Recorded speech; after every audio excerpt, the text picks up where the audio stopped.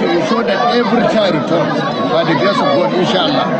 We are doing our best. I'm going to work with the community leaders. I want to work with the traditional leaders here, as well as the youth, to ensure that every child returns back home by the grace of God. I discussed with the National Security Advisor. He has assured me they are also working, and I've also spoke with the GOC Women Mechanized Division. They have also assured me they are also trying. Here we are with the Commissioner of Police and the Director of SSS, and all of them are working closely with Congressive government under my leadership. No child. Whoever is kidnapping young people is sick, cruel, and a coward. Yes. Enough is enough. And I call on the state governors that once we take hold of them, they deserve capital punishment. Why are they torturing our children? What they are doing is trying to kill our future. We all know parents, when we are old, we rely on our children, and we see them that our investment has not gone to waste, especially when they are successful. Why would you go and take them from schools? Why? I don't really know. But right now, I think enough is enough. As a former lawmaker, I believe that any one of them captured deserve capital punishment. Yes. I say it, and I believe most mothers would believe that. Yes. We carry them for 9 months. When you are giving back, you don't know whether you are going to live or die. Yes. And you don't watch what you love being snuffed away. So they are animals, they are evil, and then we should take them out among our midst, wherever they come from. And the state governors should do something, and the lawmakers, especially the lawmakers of each state. Happy International Women's Day to women, because we deserved a pat on the back. We do so much. I celebrate every Nigerian woman and girl. And that's the beginning of our conversation this morning, and we have with us retired DIG Leo Yebade, former DIG Research and Planning with the Nigeria Police. Is also a security consultant, running as MD of Rontor Security. Thank you so much for joining us this morning. Thank you, sir. Let's begin with that opinion of the First Lady. She's saying, look, as far as I'm concerned, this is like literally murdering our future. And she's of the opinion, and unequivocally so, that anyone who continues to do this, they deserve capital punishment. And she's advising legislators and governors to look into it more seriously. What do you think? Now, let's start. Let me lay foundation before I start. All my expressions are going to be personal. And secondly, we can't really bring out all the issues here when it comes to security. Everybody knows that. And thirdly, policy matters. I won't touch on them. I know how to address it to the right quarters. Now, let's look at security generally. You see, security in a global perspective, for now, is volatile. It's not only in Nigeria. It's volatile, it's sensitive, there are so many uncertainties. So we must establish that. So it is not only in Nigeria that we are having these challenges. And this has impacted, it has its consequences on the nation states generally. And Nigeria is not an island. So when you're talking of banditry and all kidnappings, they are intercontinental crimes that are related. So you can't treat them in isolation. And now, we are not talking about who is going to be held liable or responsible. When you want to cut a tree down, I am taught from primary school that you go to the root. So if we are talking of insecurity in Nigeria, as we are talking, it has to be internal security challenge, then we go to the root. The root is who are the people statutorily responsible for internal security. That is the police. So we have to address it from there. And all the security agencies, have they been able to address the situation? So why have they not been able to address the situation? So let's start from that, angle that you're looking at it. There was this whole issue about insurgency and allied matters started as far back as, some will say 2009. It got to a head in 2014 when the Chibok girls were abducted. After that, the Dapchi girls were abducted, and several other kidnappings of such, over the past, the previous 8 years of the Buhari government. And now it seems like it's returning. Why is it that the police has not been able to nip this in the bud? Because right now it's a full-blown cancer, some would say. Good. I just said it that the repositioning of the police is very critical in this matter. The cumulative neglect of the police have led us to where we are. And you know how it has happened. All the years of the military, the police have been relegated. The statutory responsibility to be the lead agency in combating crime, protection of life and property is the responsibility of the Nigerian police. So when in the beginning, let me quickly make this. In the beginning, those that started the Nigerian police force, in their wisdom, created the E-branch. And the E-branch was created specifically to address intelligence network. That was the beginning of the problem. It was robbed off. And without intelligence, you can't get anything done. So we have crippled the police. Let me put it like that. In terms of, when you even look at the NSAS, the meaning of NSAS, the youths were right. They were talking of repositioning the police, redefining their roles, giving them their rightful place by re-equipping them and giving them the wherewithal to perform. And that was it. If we're able to do that to a very large extent, we'll be able to address this. And it is proactive policing that will work. It is not this reactive one we are addressing. It is a fire brigade approach. If the intelligence network has been good, a lot of things are around this thing. If we have been able to monitor and control our borders, this is where the arms and ammunition that are being used, they are infiltrating into the society. If we have a network of security that is regional with all our neighbors, that is concerted to controlling all this crime and criminality, we will be in control. You talk about intelligence gathering, and rightly so. But then, quite a few times, the DSS has come out to tell us that there is at least one or two DSS officials in every local government in the Federal Republic of Nigeria. Their primary job, to gather intelligence, deploy to the appropriate authorities. I'm assuming that the police is also part of them. Right. And we have also been informed that there is at least one district police officer in every, I don't know what you call it, DPO they call them, every local government of Nigeria.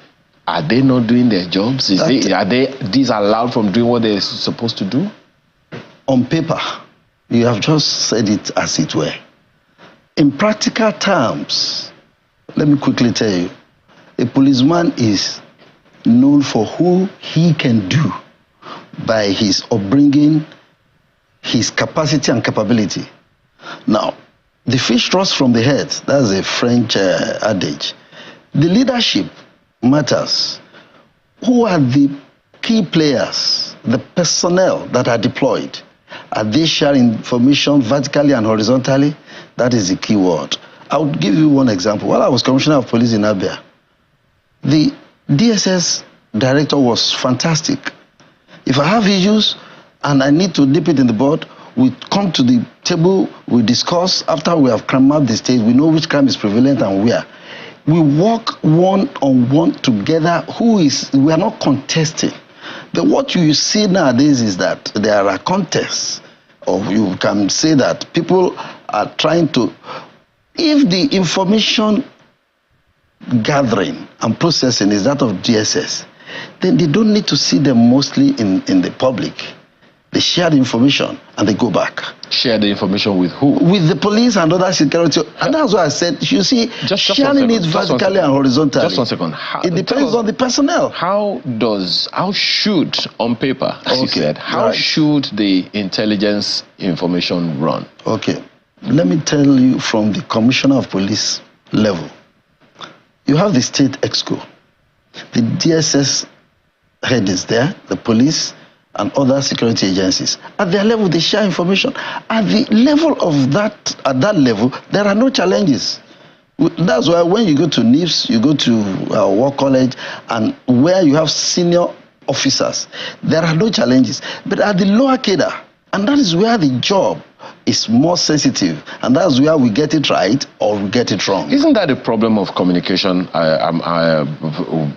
among the rank and file? Because if, as you said, there is no challenge with the head of the DSS, there is no challenge with the head of the police, and there is no challenge with the governor of the state, and there is a problem with down the rank and file. So what causes such a thing?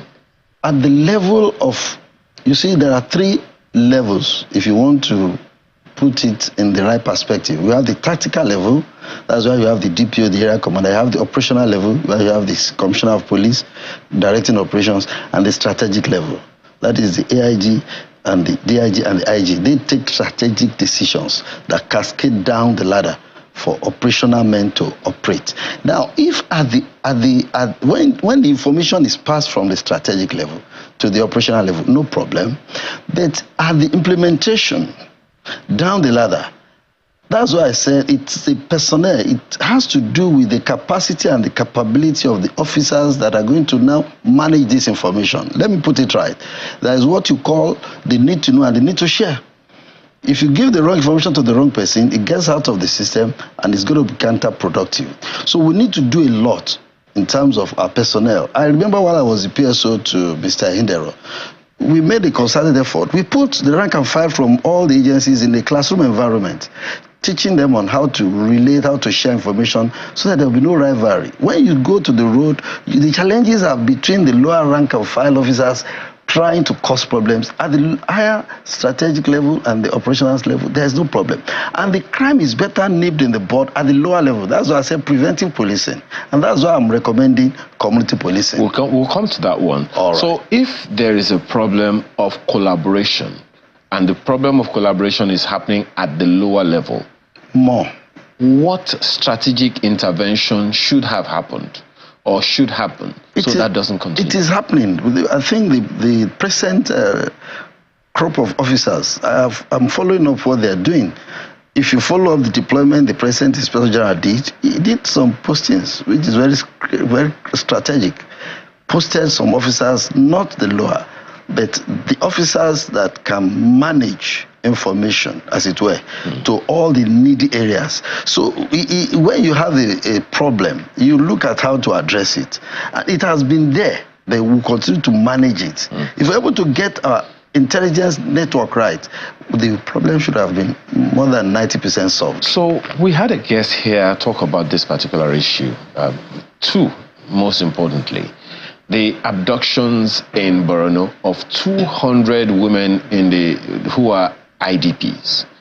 The abductions in Kaduna of almost 300 children from a school.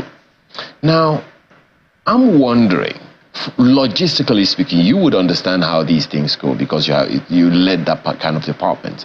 How easy, how long would it take for abductors to take 200 women from a particular location? I don't know if there's one single vehicle that can take all.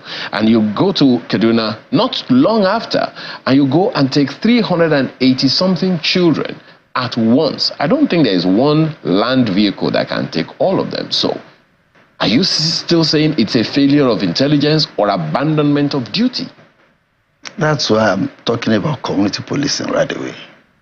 Community policing takes care of crime from that level. We'll get to that. No, it is going to address that. I understand. We will get to that. Because the community should know themselves. The point that I'm making, the point that I'm making here now is that this happened. Some people were supposed to make sure it did not happen. Now it has happened. All right. So many women and fathers are right now languishing because their children are not at home. And governors are up in arms like we're helpless. So exactly what happened? Who abandoned what duty? I have said that proactive policing and preventive policing would have been better. And I will tell you why. If there are things that have been placed not to make kidnapping, ransom very palatable and it's a common feature in our everyday society, then we make it very bad for them to continue to take. So you're ransom. saying there's a problem of consequence management? Consequence management. We need to review what the law says, dealing with banditry, kidnapping, and all of that. We should readdress it. What does the law say now? For now, it's open. It depends. You know, our challenge in Nigeria again, you need the legal issues and the evidential requirements to be able to make your point. Well, I don't know how this is a problem, Mr. Ibadi, because there is a crime. It is a crime to abduct people. Right. I don't know, is the law ambiguous on punishment for crime? What I'm saying is this: before it happens, that is what we should address. But you also now mentioned something vital, which has been talked about as well, which is the fact that those who committed this, the consequences. What are the consequences? Now, how many people have been arrested and prosecuted to deter others? Now, it depends on the prosecution. You see, for you to prosecute... Have there even been any arrests? No, there are so many prosecutions. Look at what has happened. Have there been any arrests? Very many arrests. Like in the FCT, I followed up. The IGP set up a special squad when this thing was happening, about 3 or 4 weeks or so. And there are some arrests. They were arrested and they were prosecuted. Was there any arrests for what the I'm saying Chibok is, girls?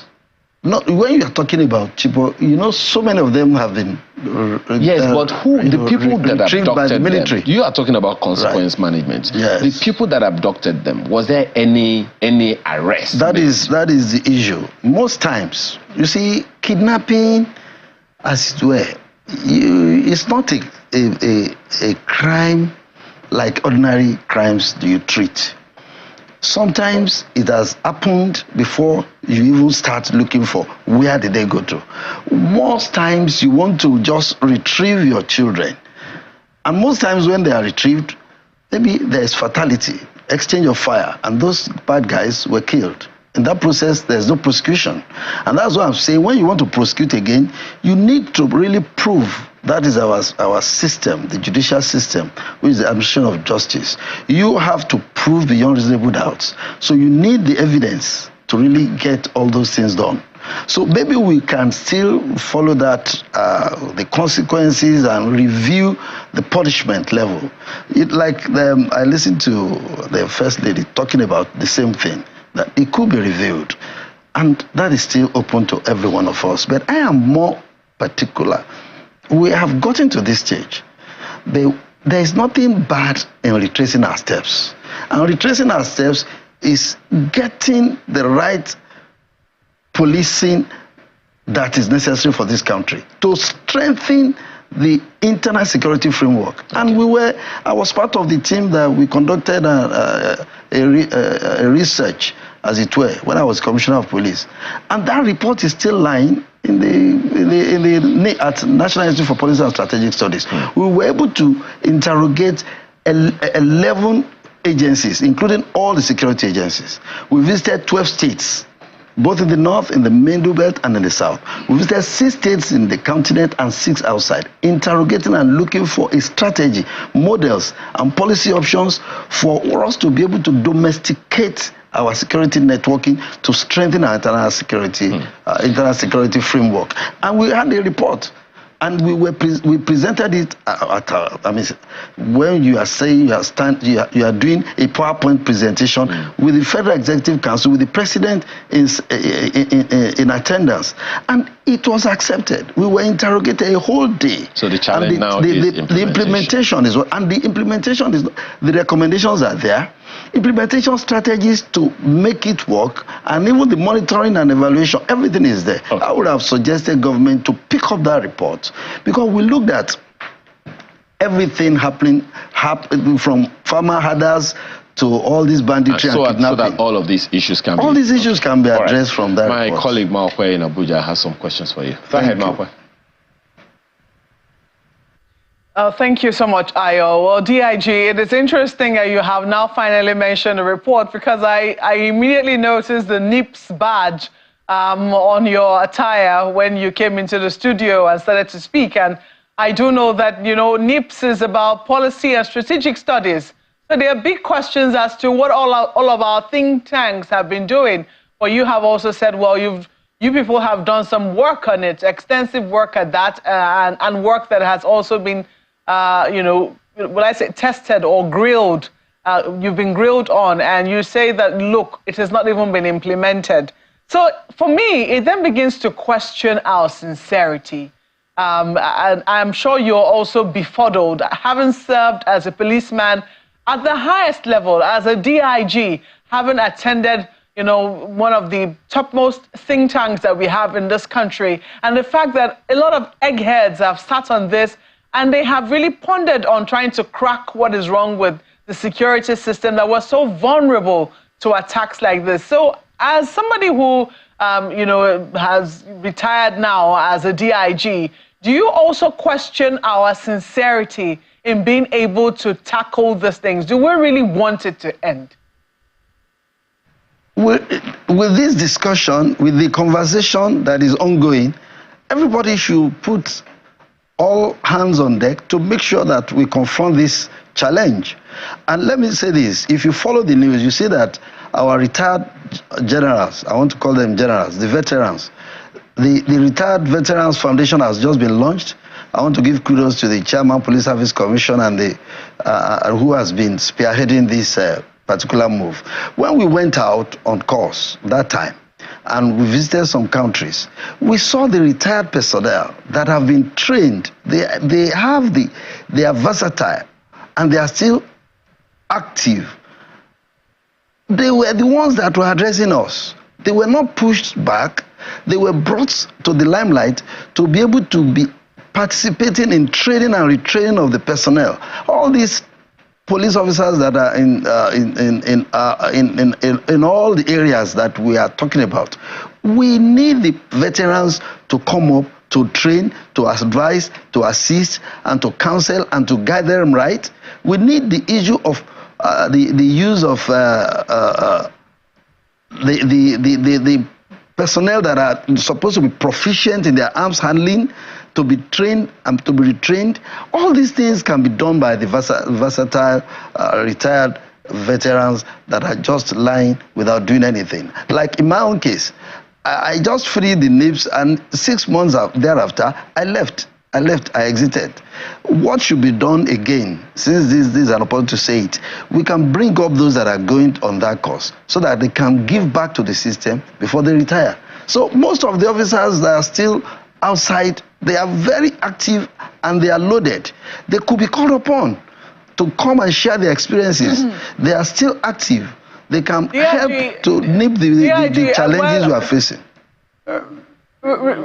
Retired DIG, while I'm sure there's, you know, plenty of merit in what it is they're saying, the question I'm asking is, knowing what you know and knowing all of the reports that have, also at least some of the reports that have been released on tackling our insecurity problems, do you think that there is a lack of will or a lack of sincerity in being able to tackle these things? That's the question I'm asking. Leadership. That is the leadership. The leadership must take that as a challenge. And that's why I'm saying that the report is there. And not only that report, you see, NIPS is the highest training institute in the whole of Africa, with all due respect. And if you go to that place, you will see the real work that is done, research as it were. We were really grilled for us to be able to bring out all the facts that were in that report. And most of the problems that we are facing in Nigeria, not only security, in terms of food insecurity, in terms of youth restiveness, a lot of reports have been done in time past and they are not implemented. I want to use this opportunity to ask the government, and they spend a lot of money on us. We were there for a year. A lot of money was expended. We have the best of the best people that came to during the lecture, we went outside and we came back and we sat down with our directing staff. Even after I finished the course, I still went back there as a directing staff. So I know what I'm talking about. The report is there, the will. Precisely. Exactly. Precisely. I think you're just about to answer the question which I was asking.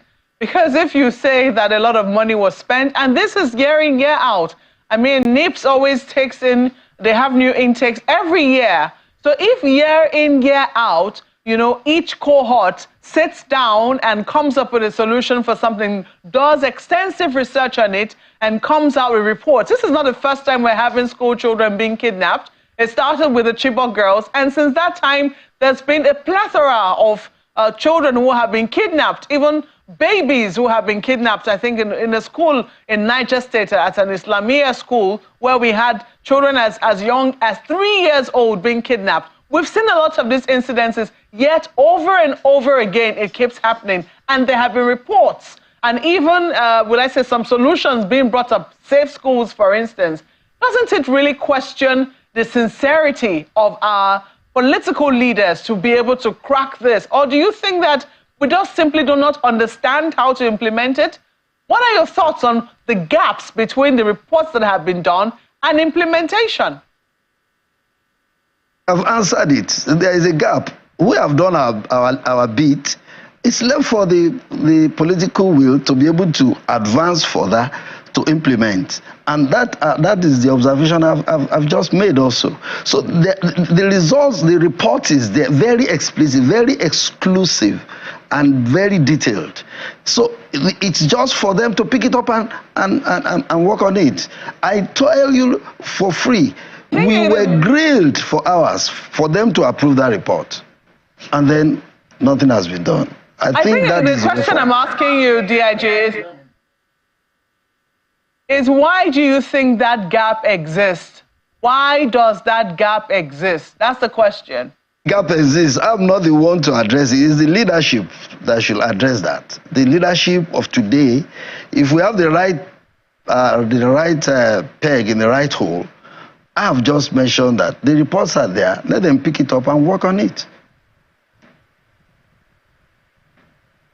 Okay. I'm sure also having served as DIG, it's not the first time that, you know, you say you went to NIPS and then shortly after you left. But I'm sure also while you were in office, there must have been quite a number of committees that were set up, reports also brought up, and at the end of the day, nothing was done about it. In your capacity as DIG, why do you think that sometimes the reports of committees are difficult to implement?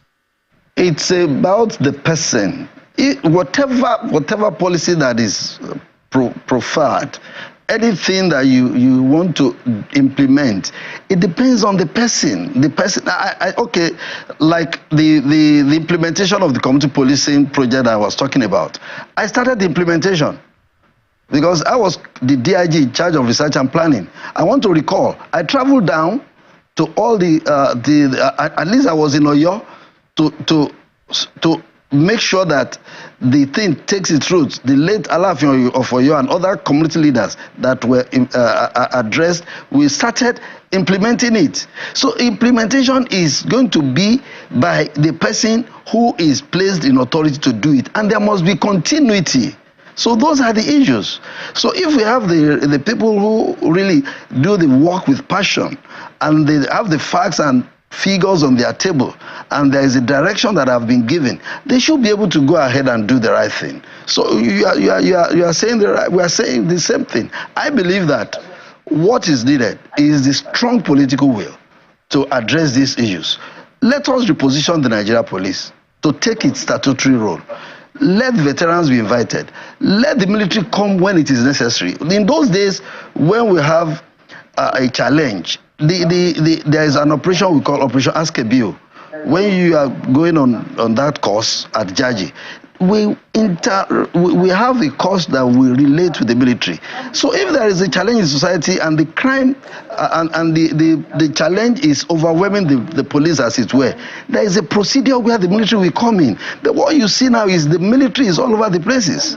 So in a democracy, in the modern climate, the police are the one to do internal security. When you have overused the military, then where do you go? So there is no trust and confidence. When you have to rebuild the trust and confidence. If I may okay, if I may come in here, indeed, it appears the bandits and criminals are getting bolder by the day.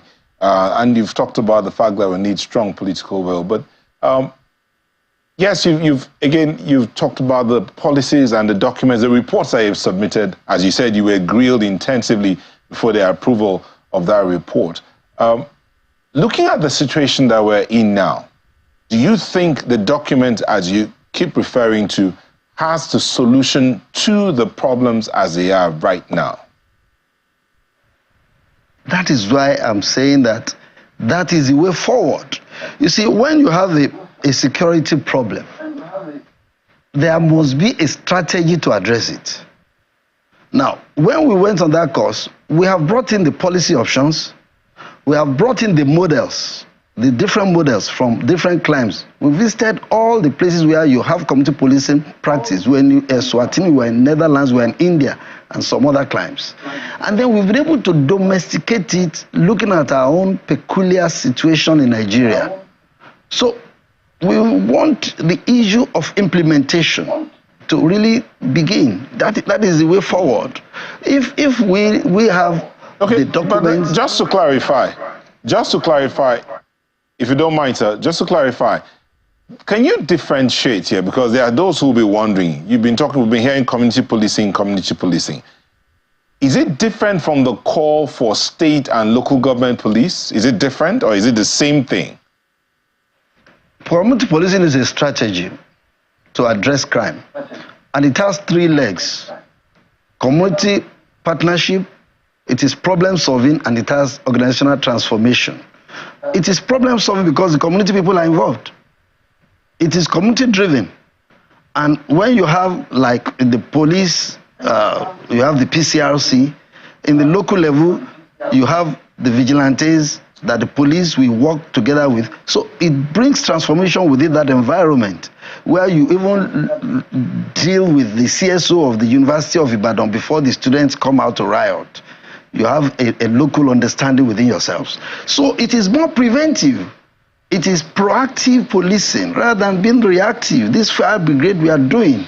Well, so that's it. It's a system that we had, there are those who would recall that during the First Republic, the local governments were very active, right, and they related very well with the community people, of course, naturally. Right. So, and even in the Second and Third Republics, such things were fairly, active, such that the local governments had the power to create their own economies and all. Right. But in this Fourth Republic, that seems to have gone on. That is where we are saying they should go back to it.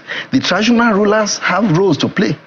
Before crime can take place in the local environment, in that environment, the DPO should have his own local information network that will prevent it.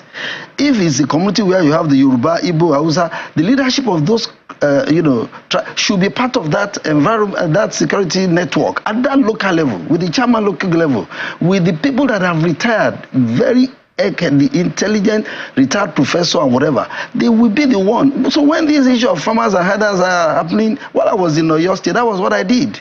And we were able to nip it. So we should go back. That is how to nip it before it snowballs into what we are having now. So community policing has nothing to do. If the state police is going on, I have no problem with that. But I'm saying the strategy, and it's a personal opinion, the strategy to deal with crime, as it were, from nip it in the bud, is community policing. So what you're essentially saying, if I am getting you right, whether it's federal or unitary police or decentralized police, yes, community policing is a general strategy. Has to be a strategy. Is a strategy to be used. So even if you have the state police in place, the state police, as it were, it has to.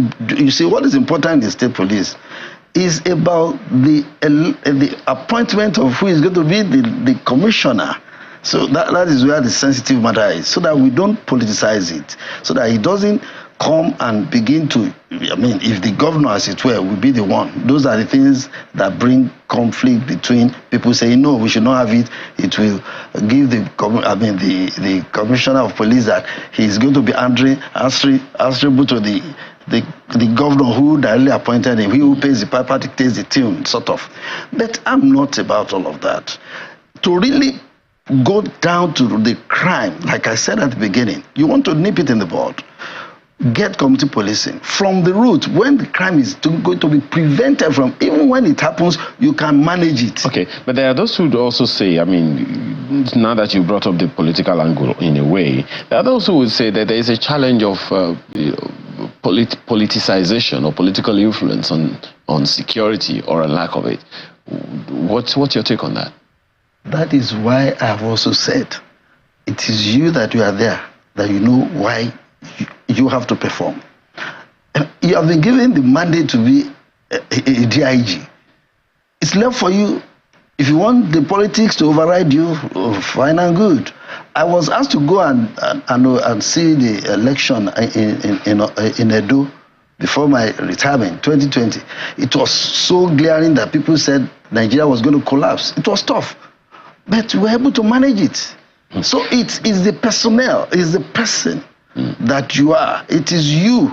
When you know that you're not going to take politics into what it's professional job you are going to do, then you face the professional job. Well, let's close with this one. You talked about consequences the other time.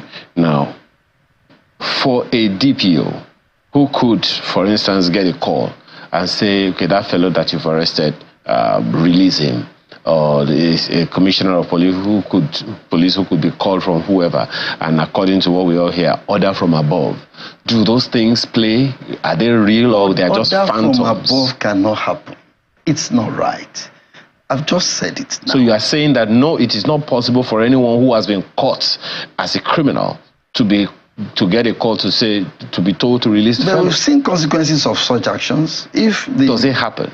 If it happens. Does it happen? No, listen, let me address it. If it happens, the police has its network of disciplinary network to deal with the person who have erred.